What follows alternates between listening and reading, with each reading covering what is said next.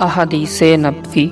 حضرت عائشہ رضی اللہ تعالیٰ عنہ فرماتی ہیں کہ ہم حج کے ارادے سے نکلے، ہم مقام صرف میں پہنچے تو میں حائضہ ہو گئی اور اس رنج میں رونے لگی کہ رسول اللہ صلی اللہ علیہ وآلہ وسلم تشریف لائے۔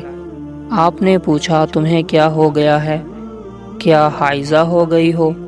میں نے کہا ہاں۔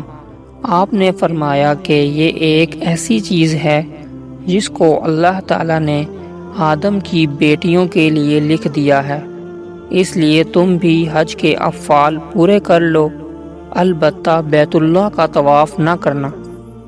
حضرت عائشہ رضی اللہ تعالیٰ عنہ نے فرمایا کہ رسول اللہ صلی اللہ علیہ وآلہ وسلم نے اپنی بیویوں کی طرف سے گائے کی قربانی کی۔